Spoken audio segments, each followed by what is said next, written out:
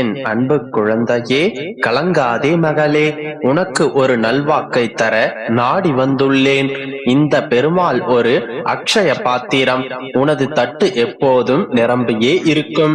உனக்கானதை அள்ளி அள்ளி வழங்கவே எனது கஜானா எப்போதும் நிரம்பியுள்ளது.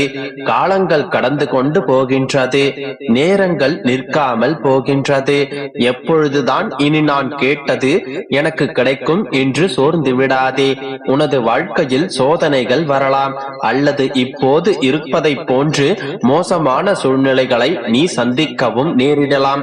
ஆனால் ஒரு நாளும் ஒருபோதும் தாழ்ந்து விடமாட்டாய்.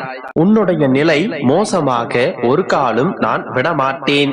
எத்தனை சோதனைகள் வந்தாலும், எத்தனை தடைகளை நீ கடந்து வந்தாலும், உனக்கான தேவைகள் மட்டும் அவ்வப்போது பூர்த்தி செய்யப்பட்டு கொண்டே வரும். உனது உணவு, உடை, இருப்பிடம் என்று எதற்கும் பற்றாக்குறை வராது. இதைத்தான் நீ என்னிடம் கேட்க வேண்டும், இந்த வேண்டுதலைத்தான் என்னிடம் வைக்க வேண்டும் என்ற எந்த ஒரு சட்ட திட்டங்களும் நான் என் பிள்ளைகளுக்கு வைப்பதில்லை. நீ எது வேண்டுமானாலும் என்னிடம் கேட்கலாம்.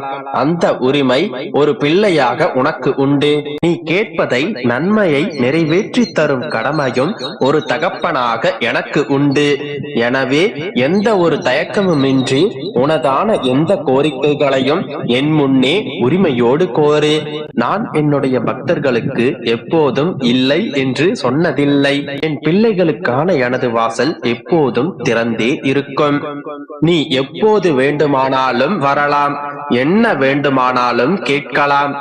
என்னிடம் இருக்கும் அனைத்தையும் நான் உனக்கே வழங்க தயாராகத்தான் இருக்கின்றேன்.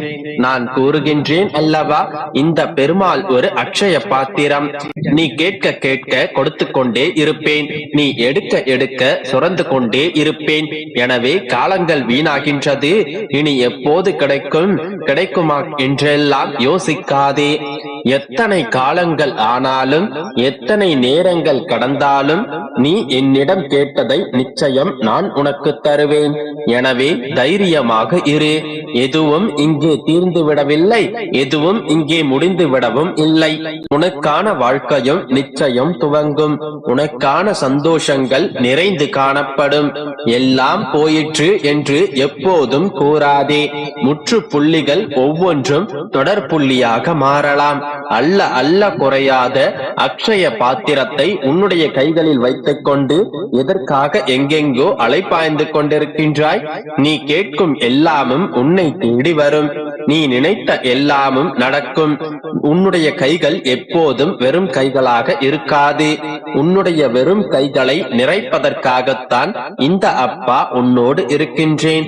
ஆம் மகளே, உன்னுடைய கைகள் நிரம்ப போகின்றது. உன்னுடைய கைகள் நிறைய பொக்கிஷத்தை அளிக்கப் போகின்றேன். பொன்னோ பொருளோ என்று சிந்திக்காதே. உன்னுடைய வெற்று கைகளை நிறைக்கப் போவது வரமாகவும் இருக்கலாம், உன்னுடைய குடும்ப வாரிசாகவும் இருக்கலாம், அல்லது நீ எண்ணி ஏங்கிய வருமானமாகவும் இருக்கலாம். ஆனால் உன்னுடைய வெற்று கைகள் நிறைய போவது மட்டும் இங்கே உறுதியாக உள்ளது. உன்னுடைய தேவைகள் பூர்த்தி செய்யப்படும். நிறைவான வாழ்க்கையை வாழப் போகின்றாய். சந்தோஷமாய் இரு, நல்லதே நடக்கும். குழந்தையே, உன்னுடைய வாழ்க்கையில் உன்னுடைய அன்பை உதாசீனப்படுத்தியவர்களை பற்றியே நீ சிந்தித்துக் கொண்டிருப்பதால் உன்னுடைய அன்பிற்கு ஏங்கி நிற்கும் பலருடைய கண்களுக்கு தெரியாமலே போய் விடுகிறார்கள். முதலில் உன்னுடைய மனதை சுத்தப்படுத்திக் கொள். உன்னுடைய மனம் தெளிவானால் உனது வாழ்க்கை அப்பொழுது தெளிவாகும். அதை விட்டுவிட்டு தேவையில்லாத சிந்தனைகளுக்கு செவி கொடுத்து தலை அசைத்துக் கொண்டே இருக்கின்றாய். அதை முதலில் மாற்றிக்கொள். மாற்றான் விஷயத்தில் தலையிடாதே. நண்பன் ஆனாலும் சரி, உறவினர்கள் ஆனாலும் சரி, அவரவர்கள் வேலையை அவரவர்களே பார்த்து கொள்ளட்டும். நீ உன்னுடைய வேலையை மட்டும் பார்த்துக்கொள். உனக்கு துணையாக நான் இருக்கின்றேன். நம்பிக்கையோடு இரு, நல்லதே நடக்கும். என் அன்பு குழந்தையே, இந்த நிமிடம் உன்னுடைய மனதிற்குள் இருக்கும் கவலையை யாரிடமும் சொல்ல முடியாமல் மனதுக்குள்ளே வைத்து குமிறிக் கொண்டிருக்கின்றாய். நீ உன்னுடைய உயிருக்குயிரான ஒருவரை பிரிந்து பெரும் மனக்கவலையில் இருக்கின்றாய். உன்னுடைய தீராத கவலையை தீர்த்து வைக்கவே உன்னுடைய அப்பா நான் வந்திருக்கிறேன். நான் பேசிய பிறகு உன்னுடைய மனம் குழப்பத்திலிருந்து விடுபடும். நீ எதிர்பார்க்கும் ஆறுதலை நான் உனக்கு கொடுப்பேன். என் பிள்ளையே, இந்த உலகத்தில் நீ மனிதனாக பிறந்த அக்கணம் முதல் உன்னை நான் என்னுடைய உள்ளங்கையில் வைத்து தாங்குகிறேன். நீ வேண்டுமானால் நான் உன்னோடு இருப்பதை உணராமல் இருக்கலாம். என்னுடைய வார்த்தைகளை நீ உணராமல் என்னுடைய பாதைக்கு எதிரான பாதையில் நீ பயணிக்கலாம். ஆனால் நான் உன்னை ஒருபோதும் கைவிட மாட்டேன். நீ என்ன செய்தாலும் எங்கிருந்தாலும் உன்னுடைய நிழலாய் நானே உன்னுடன் இருப்பேன். நீ என்னை விட்டு விலகி விலகி சென்றாலும், தீயவர்களின் பழக்கத்திலும் தீயவர்களுடனும் சேர்ந்து தவறான வழியில் நடந்து கொண்டிருந்தாலும் நான் உன்னை ஒருபோதும் கைவிட மாட்டேன். நீ எந்த நிலையில் இருந்தாலும், உன்னிடம் காசு, சொத்து, பொருள் என எதுவும் இல்லை என்றாலும், உன்னை நேசிக்க, உன்னுடன் இருக்க, உன் மீது அன்பு செலுத்த உன்னுடைய அப்பா நான் இருக்கின்றேன். ஆனால் நீயோ உன் மீது அன்பு செலுத்த நான் இருக்கிறேன் என்று மற்றவர்களின் பொய்களை நம்பி அவர்களிடம் ஏமாந்து உட்கார்ந்து கொண்டிருக்கிறாய். இப்போது கூட உன்னுடைய உயிருக்குயிரான ஒருவர் உன்னிடமிருந்து பிரிந்துவிட்டு உன்னை ஏமாற்றியதை நினைத்து வருந்திக் கொண்டிருக்கின்றாய். அவர் ஏமாற்றத்தை உன்னுடைய மனம் ஏற்க மறுக்கின்றது. மீண்டும் மீண்டும் ஏன் அவர் என்னை புரிந்து கொள்ளவில்லை என்ற எண்ணத்திலேயே வாடிக்கொண்டிருக்கின்றாய். ஏன் என்னுடைய அன்பு அவருக்கு புரியவில்லை என்று மீண்டும் மீண்டும் அதையே நினைத்து அழுது கொண்டிருக்கின்றாய். என் குழந்தையே, உனக்காக ஒன்றை கூறுகிறேன் கேள். உன்னை படைக்கும் பொழுதே நான் உனக்கு தேவையான அனைத்தையும் படைத்து விட்டேன். நீ பிறக்கும் போது யாரையோ ஒருவரை நம்பியோ அல்லது எதையோ உன்னிடம் வைத்துக் கொண்டும் பிறக்கவில்லை. நீ தனியாக பிறந்தாய். உனக்கு தேவையான அனைத்தையும் நான் பார்த்து பார்த்து செய்து கொடுத்திருக்கிறேன்.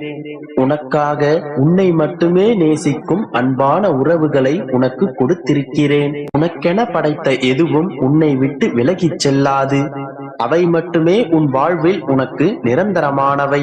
நீ ஆசைப்பட்டது எதுவாயினும் அது உன்னை விட்டு பிரிந்தாலும் சரி, உனக்கு கிடைக்கவில்லை என்றாலும் சரி, அது உனக்கானது அல்ல என்பதை நீ நிச்சயமாக புரிந்து கொள்ள வேண்டும். உனக்கு உன்னை பார்த்துக் கொள்வதற்காக ஒரு அழகான குடும்பத்தை நான் படைத்திருக்கின்றேன். நீ கவலைப்படும் பொழுது உன்னுடைய அப்பா அம்மாவின் முகத்தை நீ சற்று சிந்தித்துப் பார்.